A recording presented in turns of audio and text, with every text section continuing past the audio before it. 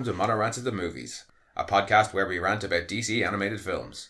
I'm one of your hosts and jack of all trades, Mono, and destroying all of existence because it's the only rational choice to make is my co-host and master of none, Kira. Well, yeah, I have to burn it all down. Well, yeah, exactly. It's the only choice that makes any sense. It is the only rational choice to make.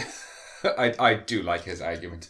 Yeah, he'd get on well. Like, he basically was like, yeah, he took the Thanos route, which wasn't even like, just get rid of half the people. He was like, he went that full, fuck it, we'll just find, Earth Prime and nuke that. Just destroy everything. Mm-hmm. And everybody. Yeah. It's a fairly human-centric view of the multiverse, but we'll get onto that in a bit. I'd love to see somebody try and work string theory into it. I'm sure just for my own, like, I'm sure Owlman thinks he purposes. Has.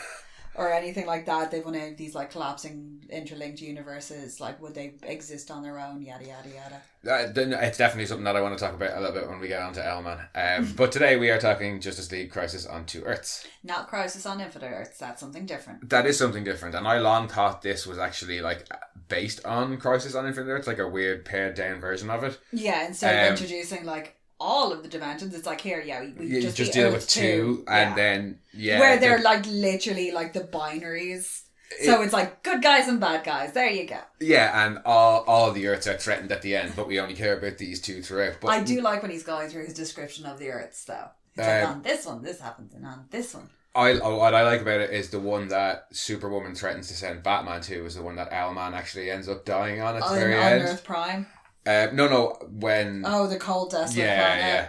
But no, this is actually based on a run from like the Justice League run from the 70s and Grant Morrison and Frank Quitely Justice League Earth 2 from the 2000s, which the story is much more in line with what happens here, with the fun exception of Martian Manhunter and Aquaman who stay behind on Earth. Oh, not Batman? No, and the entire crime syndicate comes across and the two of them absolutely trounce them because it's supposed to be like a matter and an antimatter universe, and one can't really win in the other one. Like the giant claw? Yes, perhaps a little bit like the giant claw. Future episode, that by was the way. Made of antimatter. That's why their missiles couldn't destroy it. I'd say it deals with the concept of antimatter about as loosely as the giant claw. We'll take his car. He won't be needing it. We have to do that film at some point in the future.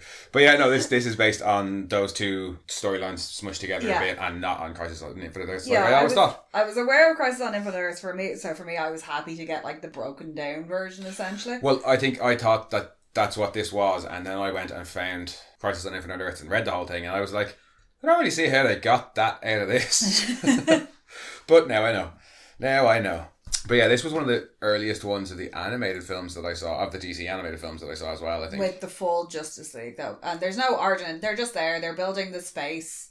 Well, Bruce is building his, like, space satellite base thing. Apparently he's rebuilding it.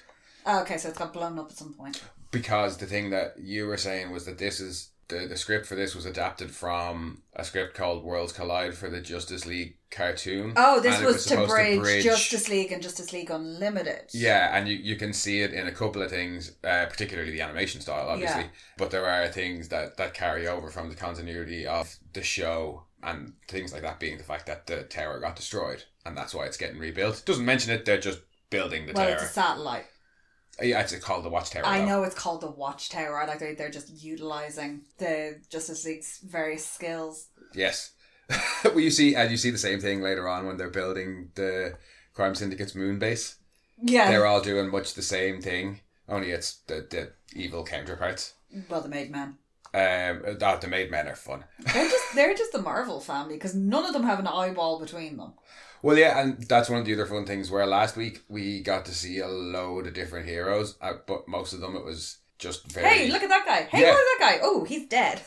In this, it's fun because it's all the alternate versions, and like evil versions of Joker and evil versions, or good versions of Joker and Lex, yeah. Evil versions of the heroes, and some of them are fun, some of them are just crazy. Ultraman is fucking hilarious. He is so like mafioso. Oh, he's great. He looks like, do you remember the Fox's biscuit panda?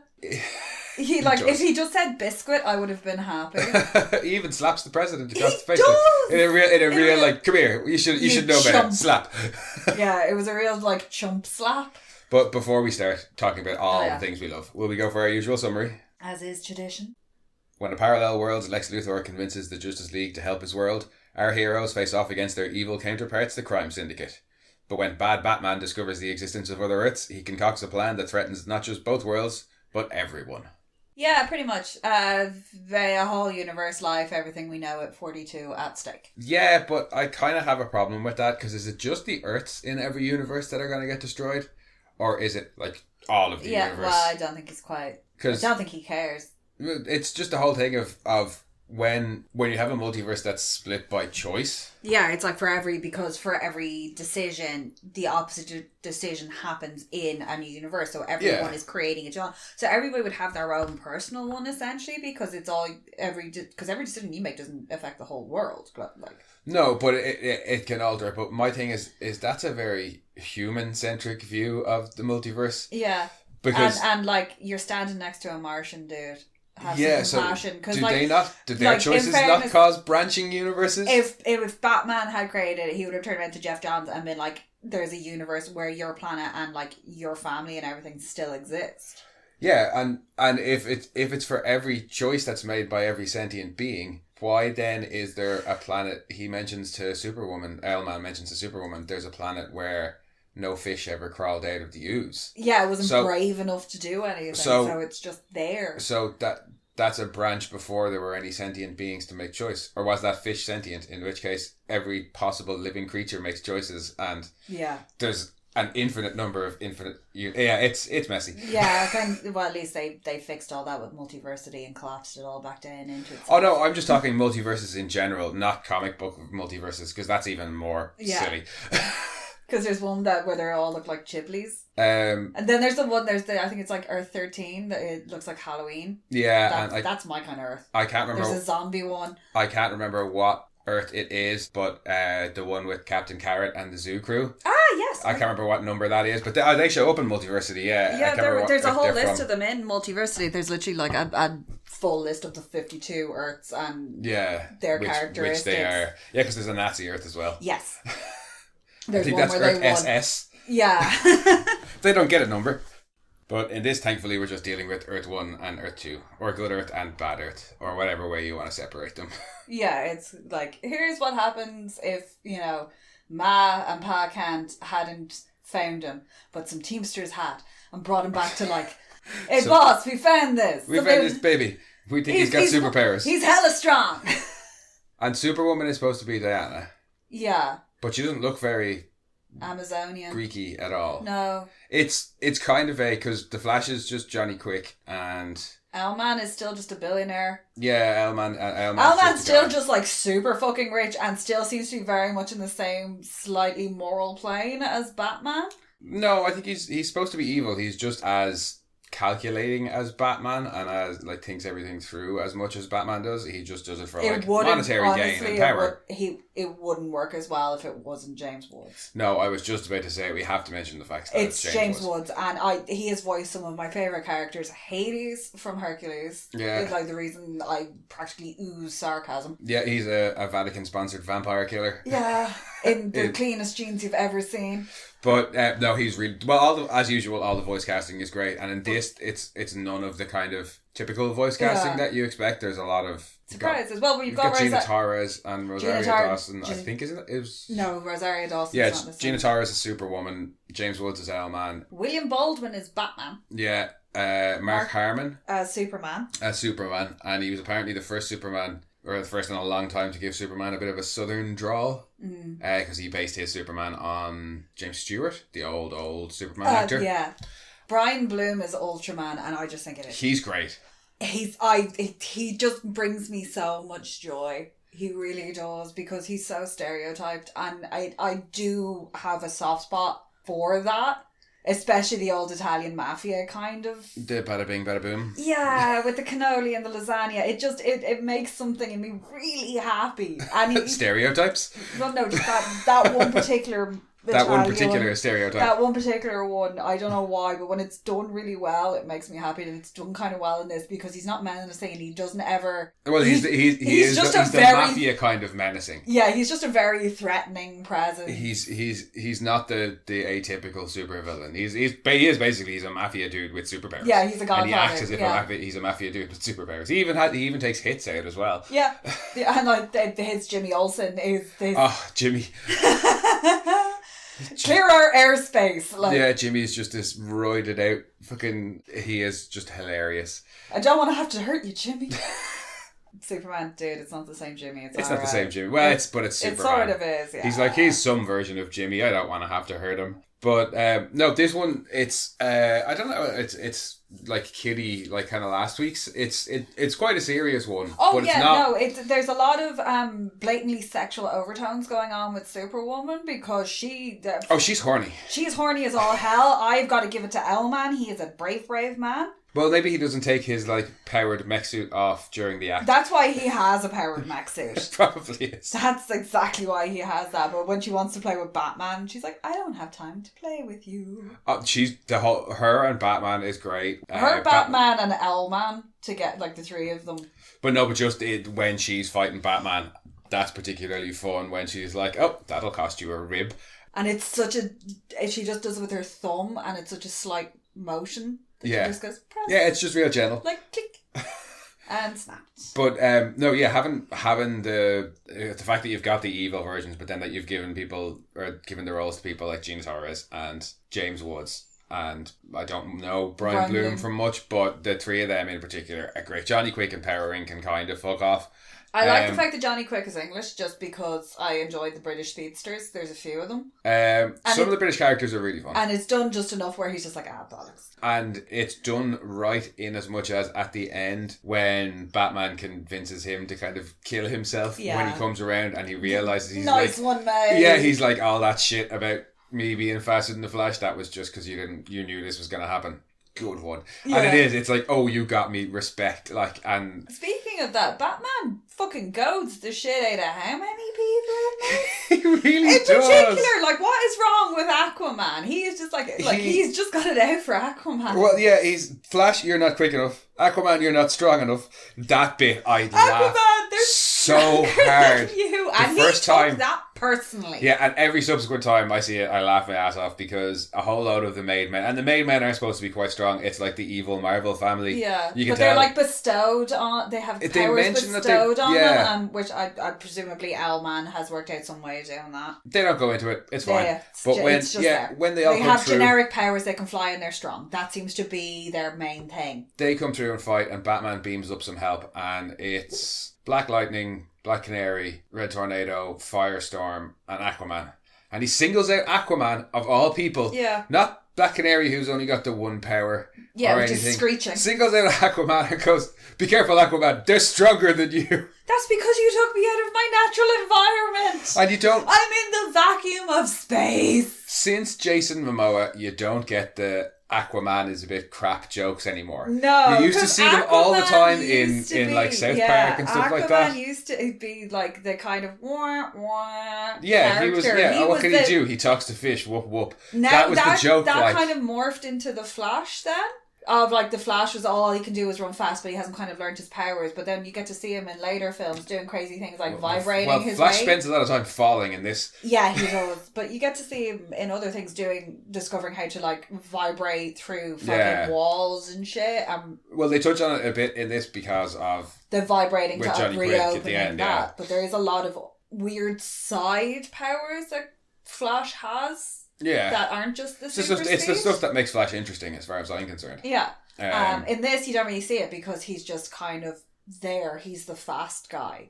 Well, at one point, the evil Except for when he drops evil Black Canary into the ocean. I enjoyed that. And just before that, evil version of Green Arrow, Archer, is supposed to be there shooting at him as if he's any sort of threat to the Flash. Like, he's shooting arrows. They're not even as fast as bullets. Like... And Flash could easily dodge bullets. And he's having a hard time, so it's like... They do Flash kind of dirty, because when he's falling, all he does is scream. And when we were watching it, I was like... He can make hand tornadoes! Yeah, do the hand tornado thing and point it at the ground. Like, you can run on water. You can, like, vibrate openings in the planes of existence. Like, you have torn space-time before. Yeah, they do flash dirty. But not as dirty as they do Aquaman. Poor Aquaman. I do. But like you say, Aquaman takes it personally, because after Batman says that, he barely punches a guy through a fucking roof and an aeroplane. He only takes, like, one hit. The rest of them... The other good heroes kind of get thrown around. They give as good as they get, but they get thrown around a fair bit. Yeah. Aquaman's like, well, fuck you, Batman. Let me show you what I can do. But and like, generally speaking, Aquaman is the Atlanteans are like the Amazons. They are either godly blessed or demigod, depending on which you're going with. That's another one that I'm not too familiar with. Arthur tends to be kind of like a demigod type individual somewhere in the lore. It's like the Atlanteans were like it's like anything of Poseidon. His powers and his kind of importance changes variously across the years. Yeah. But yeah, certainly sometimes he is a massive force to be reckoned with. Justice League War, he's the big bad. In Flashpoint Paradox. Yeah. When the Amazonians face off against the Atlanteans and that. But yeah, particularly in the New 52, Aquaman's kind of the big guns. Yeah, they leveled him up, thankfully. You get to see him doing some really fun, weird shit with his whole I can speak to the ocean. Throne of Atlantis is great for that. Yeah. And a great film in general. Yeah, but I actually have to say that the movie did help a lot, the live action, where they were able to show them manipulating water to use it as spears and that sort of thing. Yeah, no, the Jason Momoa was the end of the let's make fun of Aquaman era. Yeah, no. And I kind of want it back. I like Aquaman, but I kind of want it back. We've got the deep in the boys. So. Yeah. Only he's a little bit too stupid. Well, but that's the only remaining vestige of Aquaman as a joke nowadays is the deep in the boys. Yeah, really. and in fairness, deep thoughts with the deep.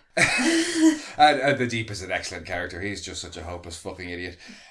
But Aquaman very much was like the kind of bumbling, oh, we don't need you now because it's not water-based or water-adjacent. But no, he holds his own in this against the Marvel family. And those evil Marvels, the Super family, or whatever they call it, like Uncle Super and Super Junior, they do a fair job of beating the shit out of the rest of the Justice League. The Marvel family are quite powerful. Like, they're up there with like the big hitters. And they're introduced as... Before that big fight scene in the sky with them and the jet. That's so fun! Lex is like, we need to get out of here because she's called in the heavy hitters. She's called in the made man, yeah. And it's only 3 of them and Wonder Woman, and he's like, we still need to get the fuck out of here. And you're like, okay, granted, he doesn't know just how powerful the Justice League are yet, but they still, when that fight happens in the sky, the Marvels do some serious damage. Mm-hmm. And then Aquaman just dances on them. Yeah, Aquaman really took that personally. Maybe that is supposed to be a bit of a nod to what happens in the comics, that when... the good guys aren't as effective and strong in the evil world, and the evil guys aren't as effective and strong, and that is a big thing in the comics apparently. But yeah, those 2 fight scenes are quite fun, but particularly the fight scene in the sky with the jet. Yes, when they find the jet, and this also explains how Diana ends up with her invisible jet. Don't know how it fits into the 2009 Wonder Woman from a couple of weeks ago. But don't care. It has one of my favourite lines ever when she lands on it, and Owlman lifts up, pops up the hood, and just goes, "Get off my plane." And it's far more forceful, because when they all come onto the watchtower, Batman's just like, "You're on my property." Yeah.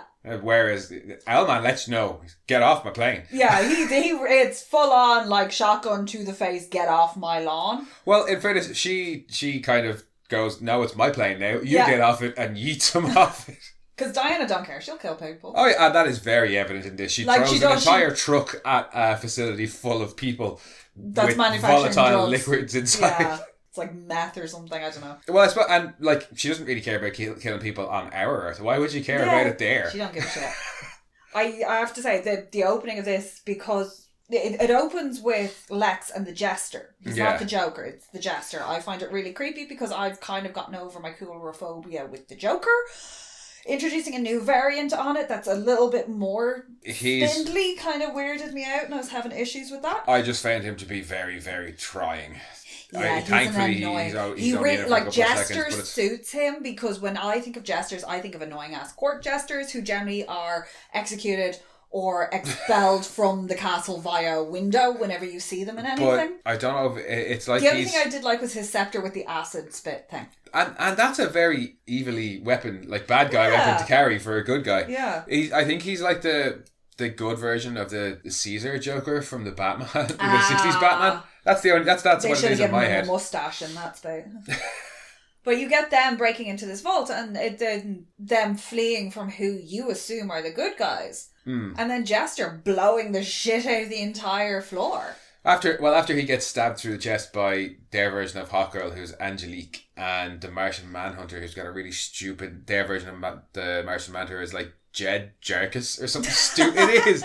Because later on, when they're giving out about... Oh, his property. They're like Jed Jerkis's guys. And I'm like, oh... Jed Jerkis. Yeah, because even there, they don't call it the Justice League. It's like the family or the... They're the Crime Syndicate. Yeah. But they're six families. The six families. You've got like straight under Johnny Quick, because you do get to see a couple of layouts of the setup. Yeah, so you get to see like families. Lobo is directly under... Well, evil Lobo. Is there an evil Lobo? Wouldn't he be good? Well, Lobo's kind of anti-hero-y. I was like, it's sometimes Lobo. a bad guy, sometimes a good guy. It's our first look at Lobo in any of the and animated he looks exactly films. the same, which and I we won't see him again appreciated. for a long, long time. I like the fact that you've got good Black Canary is like classic outfit, and bad Black Canary is like updated Matrixy style outfit. Johnny Quick looks like fucking Lieutenant Dan. You got legs. What? I've forgotten his name in the Flash. You know the Reverse Flash. He's in the yellow. But he's different enough from Reverse Flash that he's I don't like the lanterns. Yeah, Power Ring he's called. He's just a bit meh. He doesn't really feature in it. It's of the bad guys. He it's just mostly floats about and it's mostly Ultraman. Complains. Yeah, it's mostly just Ultraman, Superwoman, and Owlman that we focus on from the bad side. Really. Yeah, the rest of them aren't that important. They show up. They're doing their thing.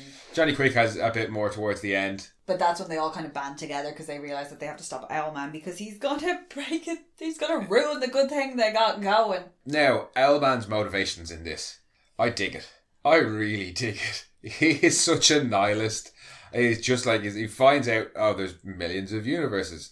And I'd say his first thought is probably the same as Superwoman's of, I could go over there. We could just go and roll them all, yeah. And then he parses it out further and he's like, well, there's probably a universe where I've already started to do that. There's probably a universe where I've failed. Yeah. There's a universe where I'm good, obviously. There's one where I'm not as evil and everything that I could possibly do has been done, so... The only thing that I have to do is to destroy it all. Yeah, so either why bother or do the one thing that that's the only because that's the only thing that hasn't happened. It's the only thing that hasn't been done because if it was done, obviously nothing would be around anymore.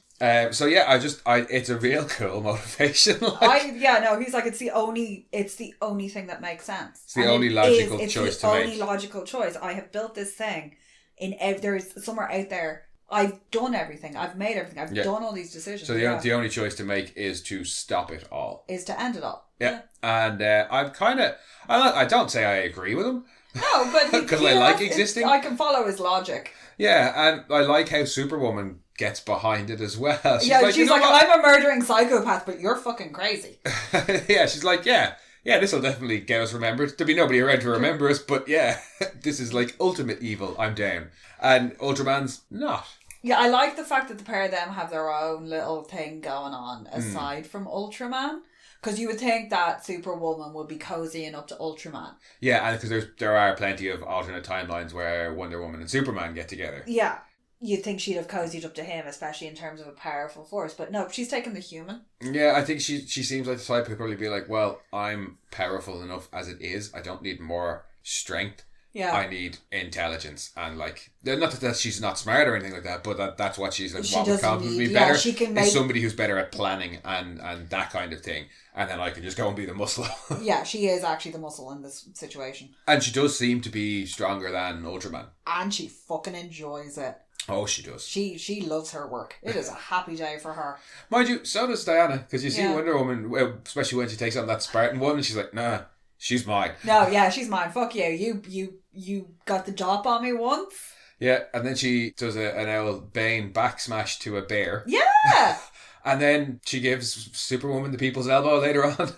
And when Superwoman's mouthing off while they're flying through space, and she just knocks her. And she's like, we can't kill her, but we don't have to listen to her. Yep. Yeah, Diana don't give a shit. I love it. The first time I watched this, I wasn't overly familiar with the Justice League cartoons. I watched the Batman animated series, but I never really watched the Justice League ones. Yeah. And I knew this was kind of from that, so I didn't think I was going to get much from it. But it does really function as a standalone. you don't need to have seen. No, because they're all enough of their characters. Like, he's Superman, he's going to be doing good. The only bit I don't really like in this is the Jeff Johns, President's Daughter side story. I understand why it's there in terms of getting the president on side, because the president of this other world is like, you can't fuck with the crime city. Like, what are you going to do? You going to stay here and protect us? And Superman's like, well, obviously not. Well, I mean, you can still have the president's daughter there. You just don't need to have John Johns trying to get with her. Like, mind rape her, essentially. Because he's like, on our planet, we do this. Yeah. And sticks his fucking hand in her head. She's like, I just want to kiss you to show romantic interest. And he's like, no, you get to experience my entire being. And my life trauma. And I'm going to relive your trauma too, because you get to see how her mom was assassinated, which is fucking horrific. Oh, you also get bonus Starro. Bonus Starro. But the way her ma's assassinated, because you just see the two like melted holes in the roof of the limo, like Ultraman just like took her brain. Yeah. And she's running up to the car and she's about 12. And it's like, yeah, here, relive all your trauma plus mine. Yeah, because that's romantic. Thanks, dude. That's romantic. Yeah.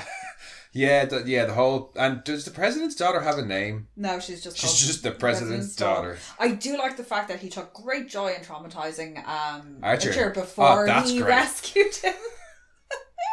Also, his big ass sea serpent thing that he shows up as. Well, yeah, Jeff Johns has some fun like shape variations in this. Well, Martian Manhunter often does go for big, giant, scary, monstery creatures, But yeah, his two interactions with Archer in this are turn into a giant sea serpent and like squeeze him. He should have just ate him. And then terrify the ever loving shit out of him as he's falling to his ostensible death. And you see him afterwards, and he's just like shivering and traumatized. And he's taken away to be put in a self-huggy coat and to go lie in a very, very soft room for a while with a lot of medication. So and is it just you threatened the girl that I like? So yeah, because there's also a great John bit needs to later cool it on, a little bit. Or when is it the Flash where he just pulls somebody's hand? Oh, it's like Gypsy or something, and she puts her hand in Lex. and he's like, get your hand out of there, and just pulls her hand back out. Yeah, if I was Lex, I'd be like, I need to go to a hospital, and I want to make sure that everything's still where it's supposed to be. Yeah, I wouldn't necessarily... Well, he got a free X-ray off Superman when he arrived. When he actually arrives on our Earth, and he goes to the police station to like turn himself in because he needs to get a hold of Superman. Yeah. Because he just arrives in the middle of like an intersection. Yeah. And people are running, screaming because it's Lex. And just walks in, and then when the Justice League actually arrive, he's completely naked in a room sitting on a chair. Oh yeah, no, I like that. And when he does convince them. They're like, well, our Lex is still sitting in his cell over in Rikers Island, and you have like citizen reversed organs. Citizen Verdus is what it's called. Yeah, it's a thing. But in this, it's an indicator that they're from another world. Carrie Fisher had it. Oh right. Yeah. Your organs are reversed. So. Yeah, it's a medical condition, but in this, it's not. It's how you know somebody's from another world. Yeah, all your insides are on the opposite side. He's like, okay, let's get to work. And Superman's like, pants, please. He's like, oh. Because I don't think he can wear underwear in that like suit thing he has. Also, he should have died about 15 times in this. He gets thrown through buildings. Yeah, so I'm okay with the suit. The suit, like Owlman suit as well, is like has some sort of power gear in it because when he's fighting with Wonder Woman on the plane and she goes to punch him and he stops her and she looks surprised and you can kind of hear it being like, haha, of course. But that still doesn't stop when your body hits something with force. You got like soft squishy bits inside. But even if the suit can survive unlimited damage, I'm not saying it can. But even if it has like inertial dampeners inside it, so that when it goes through a wall or whatever, you don't get affected.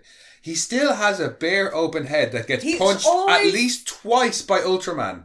And when we see Ultraman slap the president, he breaks his jaw. Well, we don't know that, but he bleeds. He's bleeding out of the mouth and nose straight away. And Ultraman just gives him a little chick, just a little slap across the face. Yeah. He full on punches Lex and sends him through a building in the head.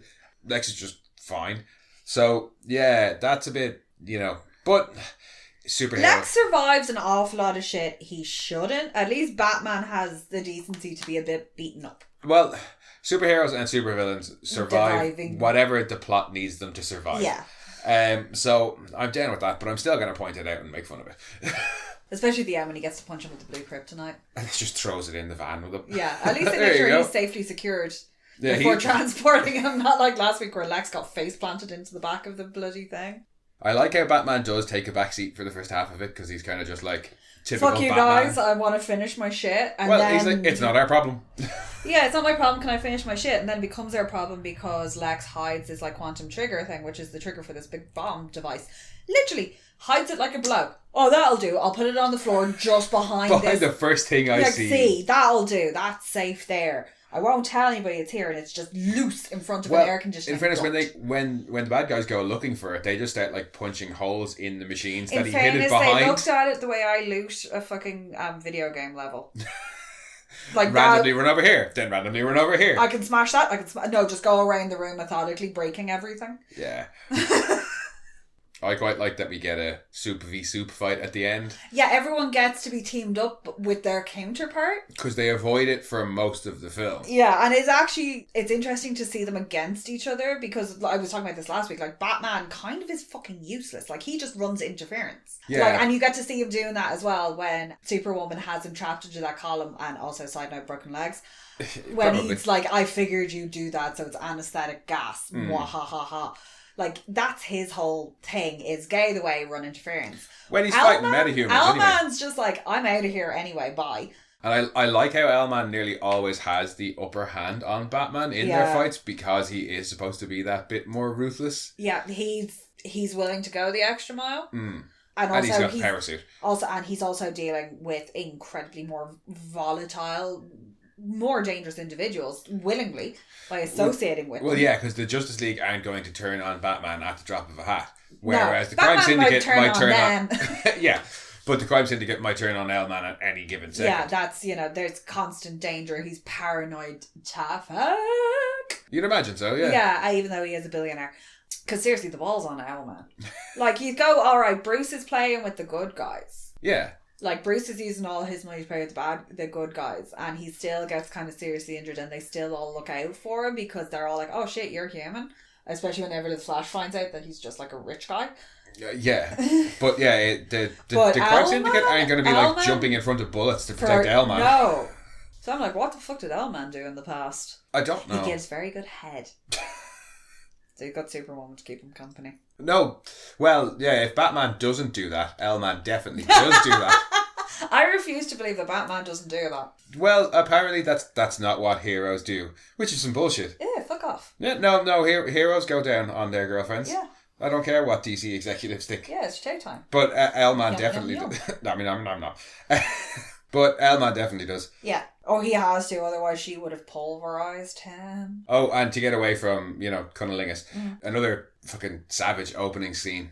Why is the music in this so fucking good? The music, they literally, if you don't do anything, just go to the credits music. The opening credits are class. And again, like last week, they're so good. Oh, no, the music with the bells, and they get a choir in, and it's this big fucking epic swell. It's better than most, like, motion picture music. I actually would love to get all the different theme tunes. Yeah. Because they're proper big scores. Oh yeah, and better than, and again, the credits at the end is just plain old, well, they're not even plain black credits, they have some animations and stuff over them, which are quite pretty, of the world floating around. And the music at the end is still just as good. It's no shit that you see at the end of fucking films here. Yeah, like that fucking terrible Venom song at the end, where it is always that. It's, we got an artist to write a song for this movie and we play it over the end credits. Yeah. None of that shit in this. You just get proper big scores.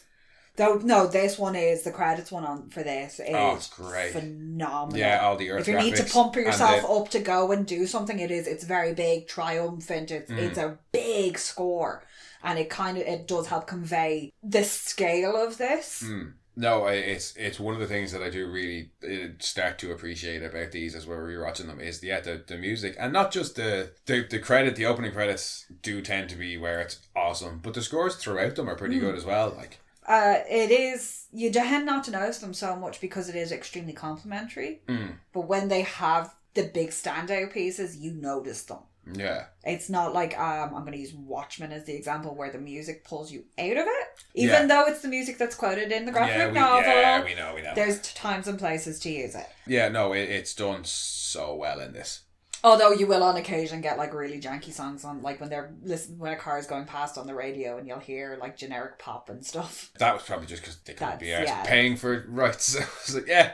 And I'm fine with that. I'd far rather have the credits that we get and occasional meh stuff during the film. With the exception of Attack of the Bat Women, because that's all smooth jazz. That's not part of this. Doesn't count. Doesn't count. Is there anything we didn't like about it? No, I was saying I really don't like the Jeff Johns President's Daughter storyline. Yeah. That bothers me, but then it does serve a purpose to get the president on side. But I think they could have done that without I just like the fact that what bothered me much is that they're like, oh, we're on this planet, we have to come over here and save them because they're trying to destroy everybody. And Jeff Johns is like, yeah, I'm just going to go stalk this random chick, see you, bye.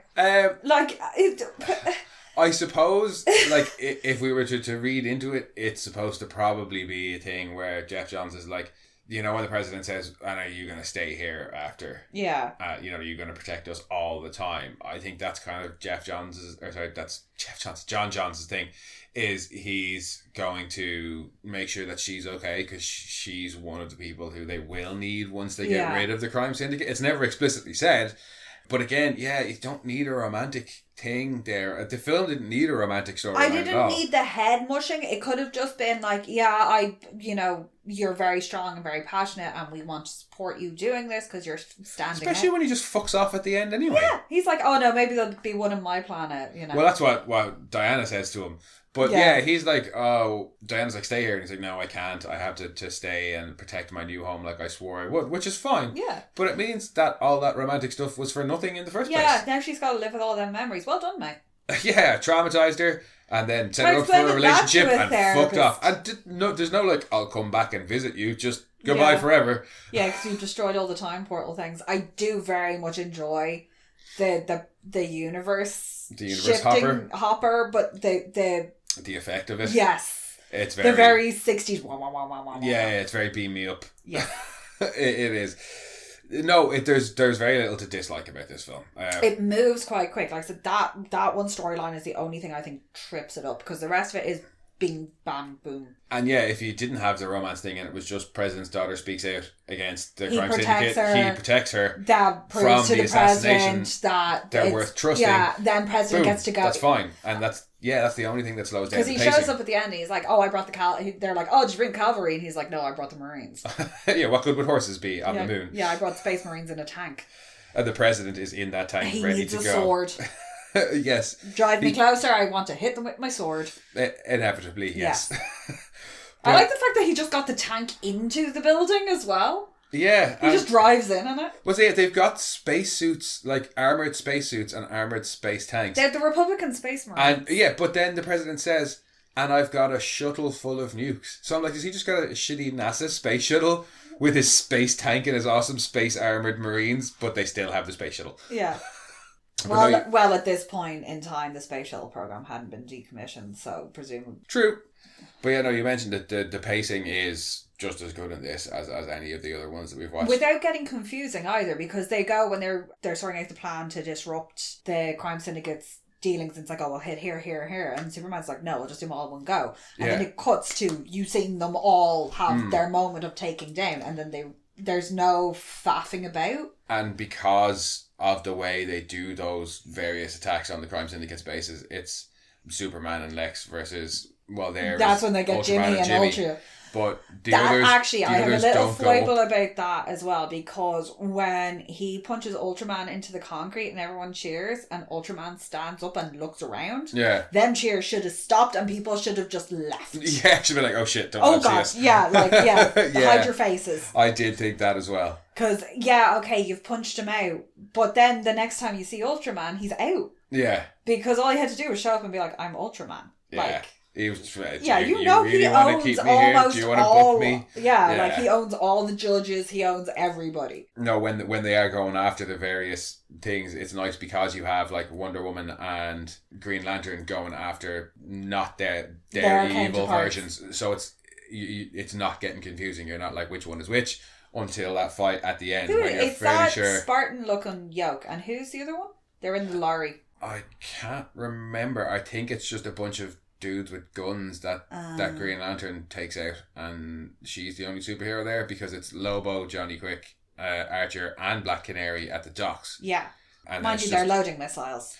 And then it's just Ultraman and Jimmy when Supes and Lex go. Yeah. But yeah, it's nice that it never kind of overloads you with too many characters. The only ones you need to pay attention to really are the crime syndicate themselves. So it's not a convoluted kind of plot, which it could have been, especially it could get with... very messy. There's not a lot of jumping back and forth. They only go back to Earth to get that device, and then you're back on the evil Earth again, as it were.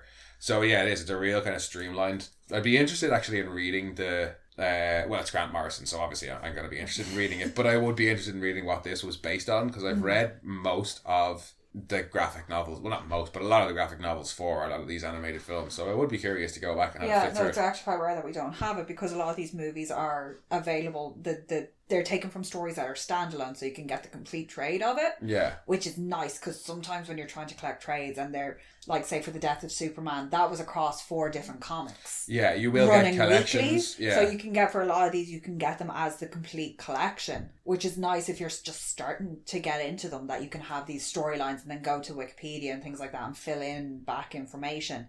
And stories like this, I think, are more interesting than your atypical...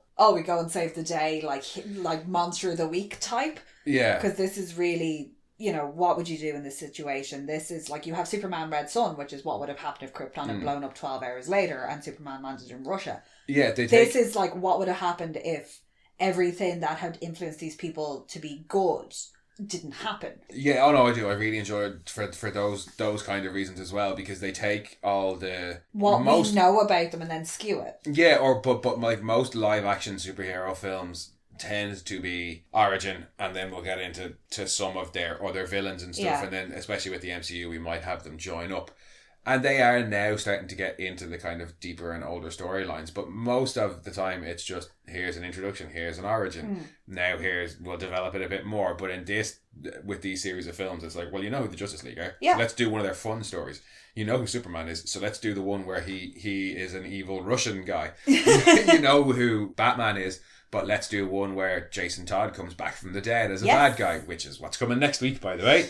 Let's get one of you and me in the car. My favourite Joker, other Joker, and it's also got one of my favourite weird set pieces. And our first good Batman film of the DC animated ones, because we got them we did enjoy it, and we found more to enjoy about it. Once I identified that my main problem with Gotham Knight is the animation in the first one, the first sequence, and that just puts me off it. The rest of it is really, really enjoyable. I really do appreciate the fact that they took the older storylines to make these, because these are ones that you've heard of them. Yeah. When you start getting into comic books and people, if you start asking for suggestions, people go, go read this storyline, go read that. Like you'll often hear in, like if you're into X-Men, you go read the Dark Phoenix saga. Go read Civil War. Blah blah blah, and it can be really, really hard to actually find where these fucking start. And particularly now with these series of films, when we've gotten things like Long Halloween, which is a trade that they have adapted, and they've done it as a 2-part. And it's even not long before we get to things like All-Star Superman, which is a trade they adapted. You can do what we've done and watch these go, somebody told me that All-Star Superman is a great comic. Oh, look, they've made a movie of it. Watch the movie. Yeah, that was deadly. Go and buy the comic. Yeah. It's a nice little trial as well.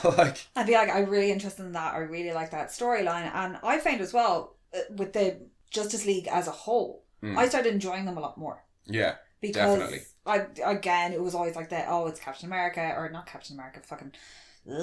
Wonder Woman, they had these kind of squeaky clean images, whereas Batman I'd grown up with and knew that Batman was always that little bit grittier, but Superman and Wonder Woman in particular had always been shine bright lights, like fucking patriotism, but seeing them in this not being necessarily patriotic was eye-opening. Yeah, and it's nice that the next one that you get, because this is kind of in a shared universe with Justice League Doom. And Justice League Doom is all about the characters. Yeah. And what makes them who they are, and what their weaknesses and their strengths. But I really, really enjoyed this one. I always enjoy going back to this one. Yeah. I love Ultraman. Yeah. I love Ultraman and Owlman. Yeah, Owlman is why I love coming back to this. Fantastic. Owlman is like the best character out of all of them, and when he gets to have his little fucking intellectual discussion with Batman, It's brilliant. Oh yeah, their face off of words and fists is quite fun at the end. But Owlman is the shining jewel in this. Yeah. He is. I don't know if you don't enjoy him, I don't know what to tell you. Yeah, I don't know what to tell you. I really don't. You're probably listening to the wrong podcast if you don't enjoy it. But yeah, no, it is. This one I really enjoy. Really enjoy Owlman. Really enjoyed the story. Yeah. And makes me look forward to the Justice League ones we've got to come. I think Doom is the next time we do a straight Justice League. But next week is Batman Under the Red Hood. Woohoo! Jason Todd. Yeah, Jason Todd. Bit of Jensen Ackles. Oh yeah. It was like the first time that he had shown up and everybody kind of went, you'd be a good Batman. I actually really like him as Jason. He's great as Jason. With bathroom with no doors. The bathroom with no doors. He couldn't play, and the bad CG cars. That's the only this thing. This is the start of the bad CG cars. That's we've seen because touches there's that of it here and there. brilliant chase where he cuts the line and they realise that he has to. That's how he realises it's him, I think. But yeah, no, so that's what's next week. Looking forward to that. Thanks for joining us, as ever, guys. We will be back next week. And in the meantime, if you want, you can head back and listen to some of our previous episodes or our other podcast, Mono Rants the Boys. Or you can come and chat with us on Twitter at RantsMono, on Instagram at monorants_the_boys, or you can send your own rants to monorantspodcast@gmail.com. We'll see you all next week. Bye-bye. We are Science Fiction Remnant. This is the Funny Science Fiction Podcast. We are the Caribbean Science Fiction Network. We are Monorants. We are One Accord Level 2 Podcast. This is Jesse from Sudden But Inevitable and Open Pike Night. This is Sci-Fi.